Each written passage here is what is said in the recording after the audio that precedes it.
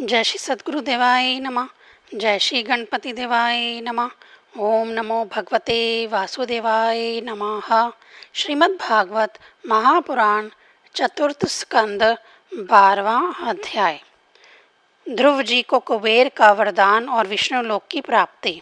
श्री मैत्रेय जी कहते हैं, विदुर जी, ध्रुव का क्रोध शांत हो गया और वे यक्षों के वध से निवृत्त हो गए हैं। यह जानकर भगवान कुबेर वहां आए। उस समय यक्ष, चारण और किन्नर लोग उनकी स्तुति कर रहे थे। उन्हें देखते ही ध्रुव जी हाथ जोड़कर खड़े हो गए। तब यक्ष कुबेर ने कहा। श्री कुबेर जी बोले, शुद्ध हृदय क्षत्रिय कुमार, तुमने अपने दादा के उपदेश से ऐसा दुस्त्याग्य वैर त्याग दिया, इससे मैं तुम पर बहुत प्रसन्न हूँ। वास्तव में ना तुमने यक्षों को मारा है और ना यक्षों ने तुम्हारे भाई को। समस्त जीवों की उत्पत्ति और विनाश का कारण तो एकमात्र काल ही है। यह मैं तू आदि मिथ्या बुद्धि तो जीव को अज्ञान वश स्वप्न के समान शरीर आदि को ही आत्मा मानने से उत्पन्न होती है। इसी से मनुष्य को बंधन एवं दुख आदि विपरीत अवस्थाओं की प्राप्ति होती है। ध्रुव, अब तुम जाओ, भगवान तुम्हारा मंगल करें। तुम संसार पार से मुक्त होने के लिए सब जीवों में सम दृष्टि रखकर सर्वभूतात्मा भगवान श्री हरि का भजन करो। वह संसार पाश का छेदन करने वाले हैं तथा संसार की उत्पत्ति आदि के लिए अपनी त्रिगुणात्मक माया शक्ति से युक्त होकर भी वास्तव में उससे रहित हैं।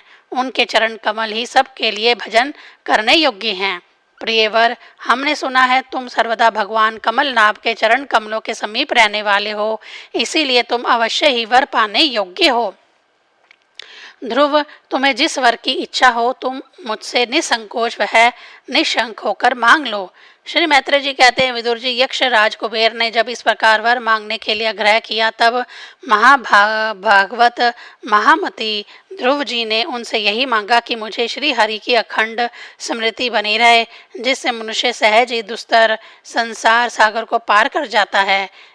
इडविड़ा के पुत्र कुबेर जी ने बड़े प्रसन्न मन से उन्हें भगवत स्मृति प्रदान की। फिर उनके देखते ही देखते वे अंतर्ध्यान हो गए।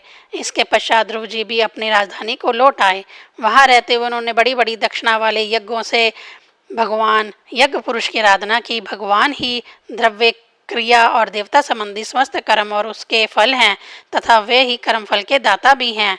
सर्वोपाधि शून्य सर्वात्म श्री आयुच्युत में प्रबल वेग युक्त भक्ति भाव रखते हुए ध्रुव जी अपने में और समस्त प्राणियों में सर्वव्यापक श्री हरि को ही विराजमान देखने लगे।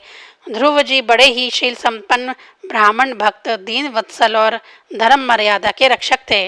उनकी प्रजा उन्हें साक्षात पिता के समान मानती थी। इस प्रकार तरह तरह के ऐश्वर्य भोग से, पुण्य का और भोगों के त्याग पूर्वक यज्ञ आदि कर्मों के अनुष्ठान से पाप का क्षय करते हुए उन्होंने 36,000 वर्ष तक पृथ्वी पर शासन किया। जैतेंद्रिय महात्मा ध्रुव ने इसी तरह अर्थ, धर्म और काम के संपादन में बहुत से वर्ष बिताकर अपने पुत्र उत्कल को राज सिंहासन सौंप दिया। इस संपूर्ण दृश्य प्रपंच को अविद्या रचित स्वप्न और गंधर्व नगर के समान माया से अपने में ही कल्पित मानकर और यह समझकर कि शरीर, स्त्री, पुत्र, मित्र, सेना, भरा पूरा खजाना, जनाने महल, सुरमई विहार भूमि और समुन्दर पर्यंत भूमंडल का राज्य, यह सभी काल के गाल में पड़े हुए हैं। वे बद्रिकाश्रम को चले गए। वहां उन्होंने पवित्र जल में स्नान कर इंद्रियों को विशुद्ध यानी शांत किया। फिर स्थिर आसन से बैठकर प्राणायाम द्वारा वायु को वश में किया तथा अंतर मन के द्वारा इंद्रियों को बाहरी विषयों से हटाकर मन को भगवान के स्थूल विराट स्वरूप में स्थिर कर दिया। उसी विराट पुरुष का चिंतन करते करते वे अंत में ध्याता और ध्येय के भेद से शून्य निर्विकल्प समाधि में लीन हो गए और उस अवस्था में विराट रूप का भी परित्याग कर दिया। इस प्रकार भगवान श्री हरि के प्रति निरंतर भक्ति भाव का प्रवाह चलते रहने से उनके नेत्रों में बार बार आनंद अश्रुओं की बाढ़ सी आ जाती थी। इससे उनका हृदय द्रवीभूत हो गया और शरीर में रोमांच हो आया। फिर देह अभिमान गलित हो जाने से उन्हें मैं ध्रुव हूँ इसकी स्मृति भी ना रही। इसी समय ध्रुव जी ने आकाश से एक बड़ा ही सुंदर विमान उतरते देखा। वह अपने प्रकाश से दसों दिशाओं को आलोकित कर रहा था, मानो पूर्णिमा का चंद्रमा ही उदय हुआ हो। उसमें दो श्रेष्ठ पार्षद गदाओं का सहारा लिए खड़े थे। उनके चार भुजाएं थी, सुंदर श्याम शरीर था, किशोर अवस्था थी और अरुण कमल के समान नेत्र थे। वे सुंदर वस्त्र, करीट, भार, भुजबंद और अति मनोहर कुंडल धारण किए हुए थे। उन्हें पुण्य श्लोक श्रीहरि के सेवक जान ध्रुव जी हर्षराट में पूजा आदि का क्रम भूलकर सहसा खड़े हो गए और यह भगवान के पार्षदों में प्रधान है ऐसा समझकर उन्होंने श्री मधुसूदन के नामों का कीर्तन करते हुए उन्हें हाथ जोड़कर प्रणाम किया। ध्रुव जी का मन भगवान के चरण कमलों में तल्लीन हो गया और वे हाथ जोड़कर बड़ी नम्रता से सिर नीचा किए खड़े रह गए।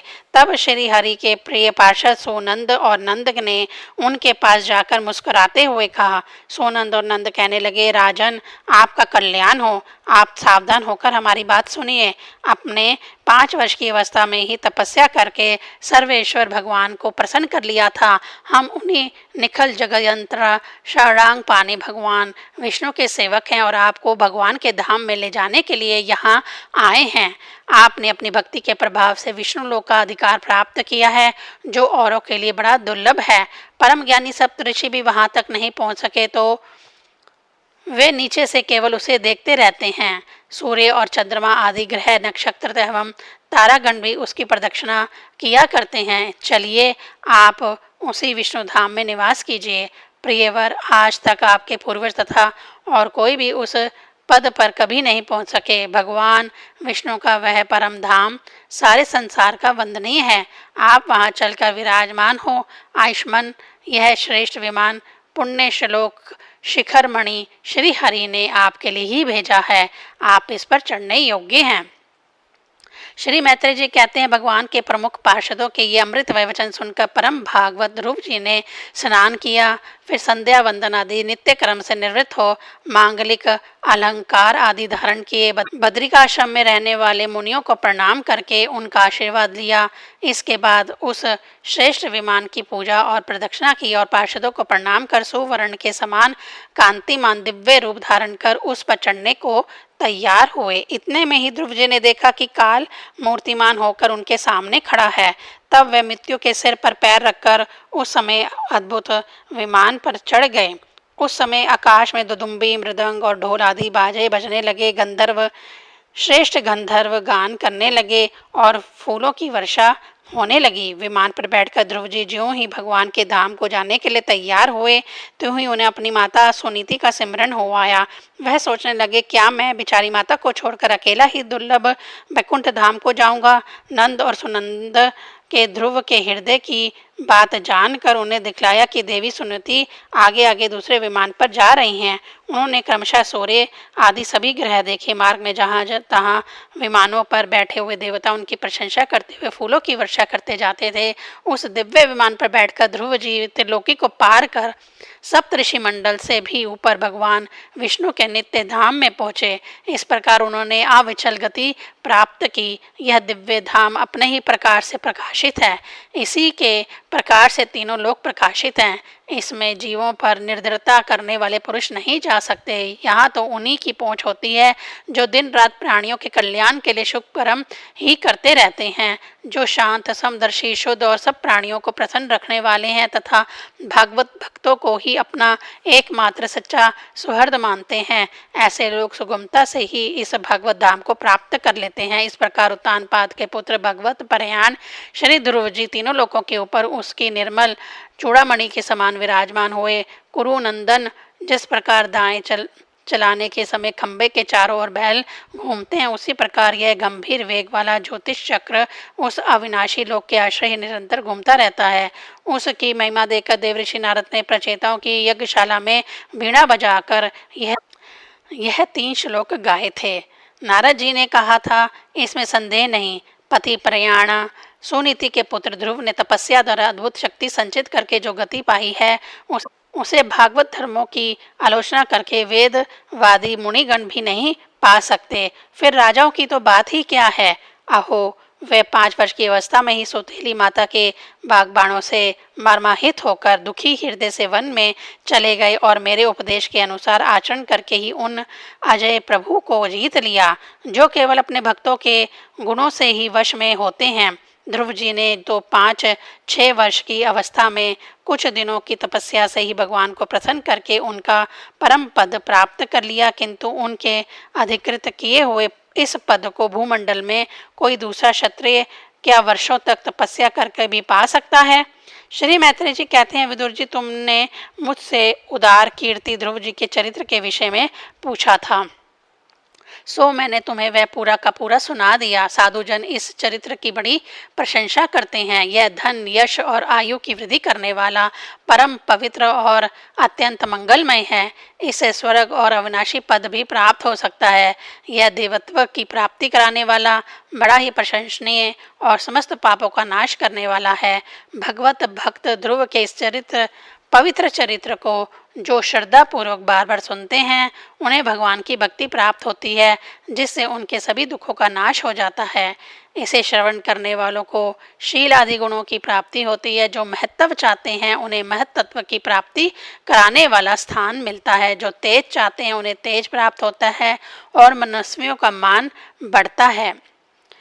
पवित्र कीर्ति ध्रुव जी के इस महान चरित्र का प्रातः और सायंकाल ब्राह्मण आदि द्विजातियों के समाज में अग्राग चित्र से कीर्तन करना चाहिए। भगवान के परम पवित्र चरणों की शरण में रहने वाला जो पुरुष इसे निष्काम भाव से पूर्णिमा, अमावस, द्वादशी, श्रवण नक्षत्र, तिथि, क्षय, वेपात, संक्रांति अथवा रविवार के दिन श्रद्धालु पुरुषों को सुनाता है, वह स्वयं अपने आत्मा में ही संतुष्ट रहने लगता है और सिद्ध हो जाता है।